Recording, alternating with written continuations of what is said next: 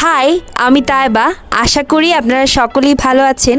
সেদিন আমরা গিয়েছিলাম নেত্রকোনার সাদামাটির পাহাড় আর বিজয়পুরের পাহাড় দেখতে। তো আজকে সেই পাহাড় দেখার কিছু দৃশ্যই আপনাদের সাথে শেয়ার করব। আশা করি আপনারা সকলেই ভালো আছেন। তো এর আগের দিনই আমরা ঢাকা থেকে নেত্রকোনায় চলে আসি আমার নানু বাড়িতে, এবং একদিন থেকে সকালবেলা ঘুম থেকে উঠি পরের দিন আমি রাস্তায় হাঁটাহাঁটি করছিলাম। এই যে রাস্তাটা দেখছেন আমার ভীষণ প্রিয়, কারণ এর এক পাশে আমার নানু বাড়ি আর এক পাশে আমার দাদু বাড়ি। তাই সকালবেলা ঘুম থেকে উঠেই আমি এখানে হাঁটাহাঁটি করতে চলে এসেছিলাম। এরপর চলে যাই বাড়িতে গিয়ে এক কাপ চা খাই আর সাথে আমাদের সকালের খাবারটা খেয়ে নেই। এরপর আমরা রওনা হই নেত্রকোনার সেই সাদামাটির পাহাড়, যেটা স্থানীয়ভাবে চীনামাটির পাহাড়ও বলা হয়, সেই পাহাড় দেখার উদ্দেশ্যে। আমরা মূলত যাচ্ছিলাম সোমেশ্বরী নদীর পাড়ে, এবং সেখানে আমাদের বাসা থেকে অটোতেই যেতে হয়। অটোতে যেতে ওই 10 মিনিট মতো লাগে, এবং অটোতে যাওয়ার রাস্তার যে পথটা ছিল সেটা ছিল ভীষণ সুন্দর। চারপাশে ছিল ধান ক্ষেত, তার মাঝখান দিয়ে রাস্তা, এর মধ্যে ঠান্ডা বাতাস, একেবারে প্রাণ জুড়িয়ে যাওয়ার মতো।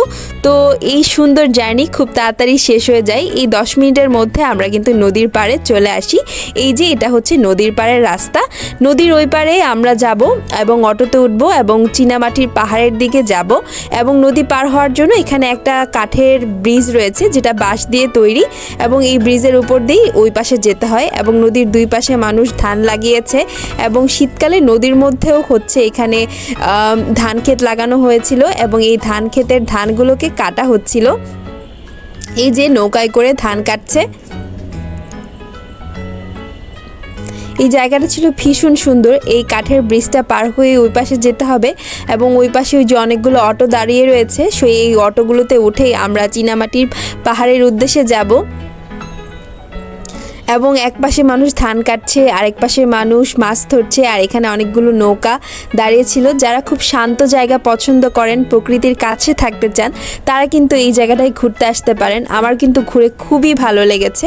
এই তো আমরা কাঠের ব্রিজ পার হয়ে উপরে চলে আসছি, আর এদিকে আমার আব্বু সিএনজি দেখছে। তো আমরা 3 জন ছিলাম এখানে, তো 3 জনে মিলে একটা সিএনজি আমরা সারাদিনের জন্য রিজার্ভ করেছি।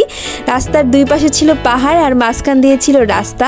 অসম্ভব এই সুন্দর রাস্তা দিয়ে আমরা যাচ্ছিলাম সাদামাটির পাহাড়, অর্থাৎ চীনামাটির পাহাড়ের উদ্দেশ্যে, এবং খুব তাড়াতাড়ি আমরা এখানে পৌঁছে গিয়েছি। এই তো কি ভীষণ সুন্দর দেখতে। এখানে পাহাড়ের যে মাটিগুলো রয়েছে সেটি প্রায় লক্ষ বছর আগে রাসায়নিক বিক্রিয়ার মাধ্যমে এই মাটি তৈরি হয়েছিল, এবং এটা হচ্ছে চায়না মাটিও বলা হয়ে থাকে। তো এই মাটিগুলো দেখতে লালচে ধরনের, লালচে সাদা সব মিশ্রণে এই মাটিগুলো। তো আমরা এখানে খুবই মজা করে ঘোরাঘুরি করছিলাম, আর আমার অনেক দিন ধরেই পাহাড়ে ঘোরার খুবই ইচ্ছা ছিল, বাট সময় সুযোগ করে আসতে পারছিলাম না। পাহাড়ে এসে আমার ভীষণই ভালো লাগছে। এরপরে আমরা পাহাড়ের একদম চূড়ায় উঠতেছিলাম। তো চূড়ায় উঠতে উঠতে এখানে চীনামাটির যে পাহাড়, সেই পাহাড়ের মাটি দেখছিলাম। এই মাটিগুলো কিন্তু একেবারেই লাল। তো এগুলো আমি প্রথমে পাথর ভেবেছিলাম, কিন্তু আমার আব্বু বলে এই সব কিছুই মাটি, একদম মানে গুঁড়ো মাটি, এগুলো কোনো পাথরের টুকরা নয়, এবং দেখতে ভীষণই সুন্দর। দাঁড়ান, মাটিটা আপনাদের একদম কাছ থেকে দেখাই। এই যে মাটিটার স্ট্রাকচার একদম লাল, বেগুনি, সাদার মিশ্রণে খুবই সুন্দর। আর এখানে ছিল একটা জলাশয়, এখানে ওয়াটার বেলুনের ব্যবস্থা আছে, আপনি চাইলে উঠতে পারেন, এবং পর্যটকের সংখ্যাও ছিল খুবই কম। তাই ফ্যামিলি নিয়ে বা বন্ধু বান্ধবদের সাথে ঘোরার জন্য একেবারে পারফেক্ট একটা জায়গা।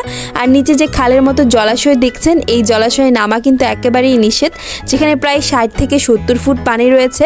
আর পাহাড় জুড়েই ছিল এরকম বেগুনি রঙের ফুল, অসম্ভব সুন্দর ফুল। এই কেউ গাছ লাগায়নি এই ফুলের, তারপরেও খুব সুন্দরভাবে সারা পাহাড় জুড়ে এই বেগুনি ফুল হয়েছিল। আর এর নিচে ছিল একেবারে সুন্দর একটা খাল, এবং খালের পানি ছিল সবুজ রঙের। ক্যামেরায় খুব একটা ভালো বোঝা যাচ্ছে না। এর মধ্যেই আমার আব্বু পাহাড়ি একটা ফুল ছিঁড়ে আমার হাতে দেয়। এই ফুলটা কি ফুল আমি ঠিক জানি না, তবে অসম্ভব সুন্দর গন্ধ ছিল ফুলটার। এরই মধ্যে আমরা চূড়ায় ছবি তুলছিলাম। এরপরে আমরা একটু পানির কাছে আসি। পানিটা খুবই স্বচ্ছ ছিল, একেবারে সবুজ রঙের। যেহেতু আমরা সাঁতার জানি না, তো পানির কাছে আর গেলাম না। এরপর স্বভাবতই একটা বেগুনি ফুল ছিঁড়ে আমি আমার কানে দেই। এদিকে আমার আব্বু আমার কিছু ছবিও তুলে দিচ্ছিলেন সেখানে। এবং চারপাশে খুবই বাতাস ছিল। আর আজকের ওয়েদারটা ছিল একদমই রোদ ছিল না, হালকা হালকা বৃষ্টির ভাব, তবে পুরো জার্নিতে বৃষ্টি হয়নি। তো জার্নিটা খুবই আরামদায়ক ছিল। অনেক রোদ থাকলে তো আসলে জার্নিটা করা খুব কঠিন হয়ে যায়। এরপরে আমরা পাহাড় থেকে নিচে নেমে আসি, আর নিচে কিন্তু এরকম অনেক দোকান পাওয়া যায় যেখানে সব রকমের স্ন্যাক্স থেকে শুরু করে সাবান, শ্যাম্পু সব কিছুই আপনি পেয়ে যাবেন। এরপর আমরা যাচ্ছিলাম বিজয়পুরের পাহাড়ের উদ্দেশ্যে। বিজয়পুরের পাহাড় যেতে, এই চীনামাটির পাহাড় থেকে বিজয়পুরের পাহাড়ে যেতে 10 মিনিট মতো সময় লাগে এবং রাস্তার দুই পাশে থাকে আদিবাসীদের গ্রাম আর পাহাড়। এর মধ্যে আমরা পৌঁছে গেলাম বিজয়পুর পাহাড়ের 0 পয়েন্টে। তো এখানে কাঁটাতারের এক পাশে হচ্ছে ইন্ডিয়া, আরেক পাশে বাংলাদেশ। তো আমরা বাংলাদেশের পার্টেই ছিলাম এবং এখন আমরা এই পাহাড়ি নদীতে যাব এবং এই নদীতে হচ্ছে ট্রলার দিয়ে বা নৌকা দিয়ে আপনার 0 পয়েন্টে যেতে পারে। তো এখানে অনেক সুন্দর একটা ভিউ থাকে, তো যার কারণে সবাই ওখানে ঘুরতে যায়। আর এই নদীর এক পাশে উঁচু পাহাড়, আরেক পাশে নদী, ভীষণই সুন্দর। আপনারা চাইলে এই পাহাড়ে উঠতেও পারেন, তবে আমরা কোনো পাহাড়ে উঠি নাই। এই পাহাড়ের নিচ থেকে আমরা কিছু ছবি তুলে নেই। আর পাহাড়টা দেখতে ভীষণই সুন্দর ছিল। এই তো এই পাহাড়টা কিন্তু অনেক উঁচু, আর নিচে হচ্ছে নদী। আর নদীতে সবাই ট্রলারে করে 0 পয়েন্টের দিকে যাচ্ছিল। আর এই নদীর পানি কিন্তু খুবই গভীর নয়, একেবারে হাঁটু পর্যন্ত বা কোমর পর্যন্ত পানি হবে। এরই মধ্যে আমার আব্বু আমাকে একটা খুবই সুন্দর ভিডিও করে দেয়, বাট ভিডিওটা কোনো কারণে উল্টে গিয়েছিল। যাই হোক, ভিডিওটা কিন্তু আমার খুবই পছন্দ। এরপরে আমরা নিচে নেমে আসি কারণ আমরা 0 পয়েন্টে যাব নৌকা দিয়ে। আর এখানে অনেক ধরনের জিনিসও আপনারা চাইলে কিনতে পারবেন। নদীর যে পাড় আছে, পাড়ে এখানে অনেক ধরনের দোকানে আছে। তো দোকান থেকে স্ন্যাক্স, বড়ই, আম, আচার থেকে শুরু করে চকলেট সব কিছুই কিনতে পারেন। তো আমরা এখানে 150 টাকা দিয়ে একটা হইতেছে নৌকা ভাড়া করে নেই, যেটা দিয়ে আমরা 0 পয়েন্টে যাব। প্রথমে কিন্তু আমাদের কাছে এই মাঝিওয়ালা চাইছিল 600 টাকা, এরপর দামাদামি করতে করতে এটা 150 টাকায় নেমে আসে। আপনারা যদি 5-6 জন মিলে বেড়াতে আসেন তাহলে কিন্তু অনেক কম খরচে মাত্র 1 থেকে 2,000 টাকার মধ্যে আপনারা কিন্তু এখানে ঘুরে যেতে পারবেন। আর এখানে নদীর পানি ছিল খুবই ঠান্ডা আর স্বচ্ছ, আর নদীর দুই পাশে ছিল পাহাড়। তো এখানে প্রচুর পর্যটক এসেছিল এবং সবাই গোসল করছিল। আমরা যেহেতু গোসলের প্রিপারেশন নিয়ে যাই নাই, তাই আমরা পানিতে একটু পা ভিজিয়েছিলাম। পানিটা কীরকম স্বচ্ছ আর নিচে লাল বালু। তো এখানে অনেকে অনেক মজা করে গোসল করছে, স্কুল থেকে অনেকে পিকনিকে এখানে এসেছে।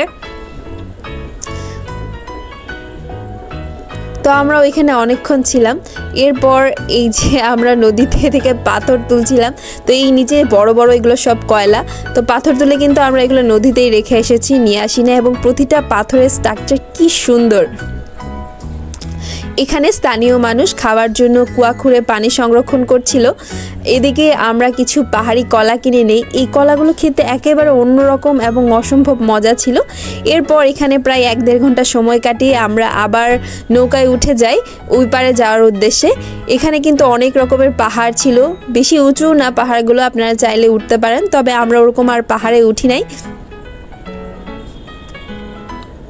এবং পাহাড়গুলোতে সবগুলোতেই খুব বড় বড় গাছ, আর এই পাহাড়গুলোতে নাকি কমলা বাগান, মালটা বাগান রয়েছে।